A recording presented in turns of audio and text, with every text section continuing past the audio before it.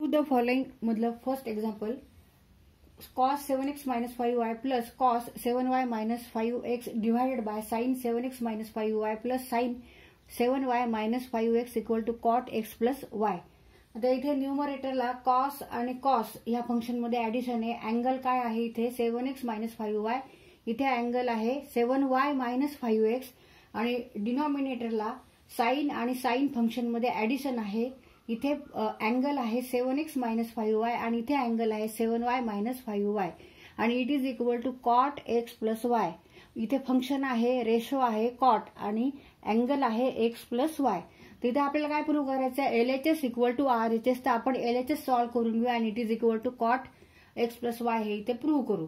आता इथे ह्या दोन कॉस फंक्शन मध्ये काय आहे, ऍडिशन आहे, अँगल इथे वेगळे वेगळे आहेत.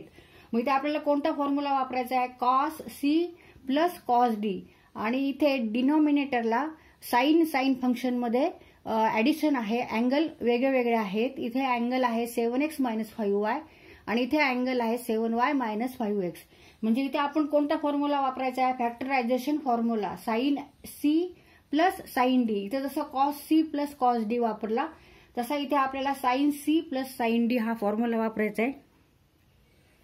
cos c plus cos d equal to 2 cos c plus d upon 2 into cos c minus d upon 2.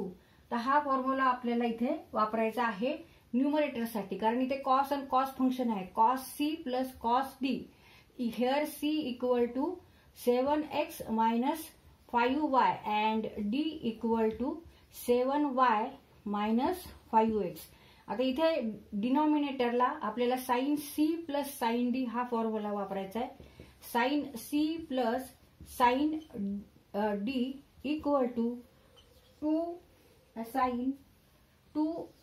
Sine c plus d divided by 2 into cos c minus d cos c minus d divided by 2. इथे c equal to 7x minus 5y, 7x minus 5y and d equal to 7y minus 5x. तर असे दोन फॉर्म्युले आहेत. हे factorisation हे आपल्याला इथे वापरावे लागतील. हा आपल्याला इथे वापरायचा आहे न्यूमरेटरला म्हणजे अंशस्थानी आणि हा डिनॉमिनेटरला फॉर्म्युला वापरायचा आहे म्हणजे छेदस्थानी वापरायचा आहे. तर आता आपण हा फॉर्म्युला वापरून हे सॉल्व्ह करू. cos c plus cos d equal to 2 cos c plus d means 7x minus 5y plus 7y minus 5x divided by 2 into cos c minus d means 7y minus 5y 7x minus 5y minus 7y minus 5x. मग हे आपण इथे कंसात घेऊ 7y minus 5x divided by 2. आता हे न्यूमरेटरचं आपण इथे एक्सपान्शन करून घेतलं फॉर्म्युलावरून. आता इथे आपण साइन c आणि साइन d हा फॉर्म्युला वापरू डिनॉमिनेटरला. 2 sine c plus d, 2 sine c plus d, c plus d means 7x minus 5y plus 7y minus 5x. 7x minus 5y plus 7y minus 5x divided by 2 into cos c minus d upon 2. Here c is 7x minus 5y and d is 7y minus 5x into cos in bracket 7x minus 5y minus 7y minus 5x divided by 2. आता इथे आपण हे bracket मध्ये काय घेतलं 7y minus 5x. तर इथे minus करायचं आपल्याला, त्यामुळे इथे चिन्ह बदलणार आहेत. 5x चं चिन्ह काय होणार आहे, इथे मायनस आहे तर इथे काय चिन्ह होणार आहे 5x चं प्लस होणार आहे, कारण negative negative become here positive. Multiplication of two negative number equal to positive number equal to 2 cos. आता इथे आपण ऍडिशन सबट्रॅक्शन काय असेल ते करून घेऊ. तर इथे 7x आहे, इथे 5x आहे.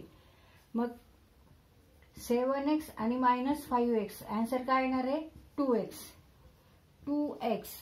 आता इथे 5y plus 7y equal to 2y plus येणार साइन इथे 2y divided by 2 into cos 7x minus 5y minus 7y negative become here positive. 7x minus 5y minus 7y plus 5x plus 5x divided by 2. Denominator लिहून काढू आपण 2 sin 7x minus 5x 2x minus 5y plus 2y divided by 2 into cos 7x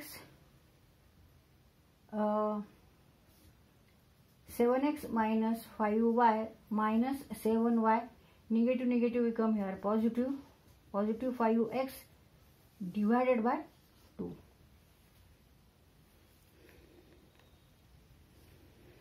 आता इथे 2x plus 2y divided by 2 आहे. इथे आपण 2 हे common घेऊ शकतो, कंसाच्या बाहेर लिहू शकतो. म्हणजे 2 in bracket x plus y होईल आणि डिनॉमिनेटरला 2 आहे म्हणजे न्यूमरेटरचे 2 आणि डिनॉमिनेटरचे 2 इथे कट होतील, डिलीट होतील. 2 1 जा 2 2 1 जा 2 आणि इथे 1 in bracket x plus y येईल. नंतर इथे कॉस 7x प्लस 5x म्हणजे 12x येणार आहे आणि minus 5y minus 7y means minus 12y.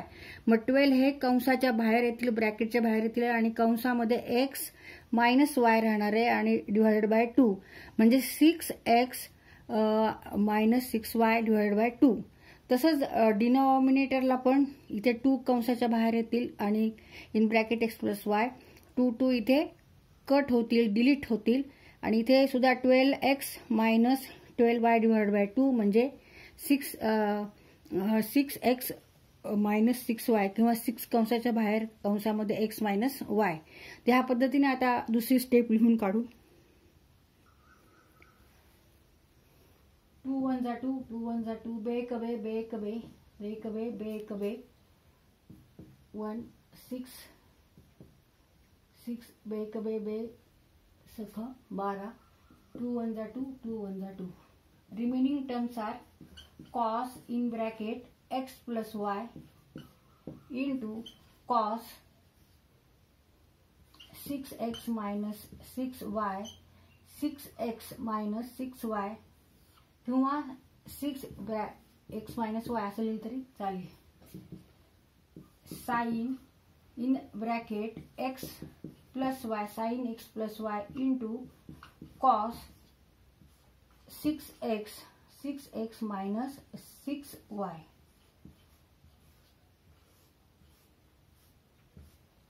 आता इथे cos 6x minus 6y इथे पण 6x minus 6y हे न्यूमरेटर आणि डिनॉमिनेटरला सेम टर्म आहे आणि इथे मल्टिप्लिकेशनच आहे त्याच्यामुळे इथे आपण हे असं कट करू शकतो. And remaining terms are now cos x plus y divided by sin x plus y and cos upon sin means cot.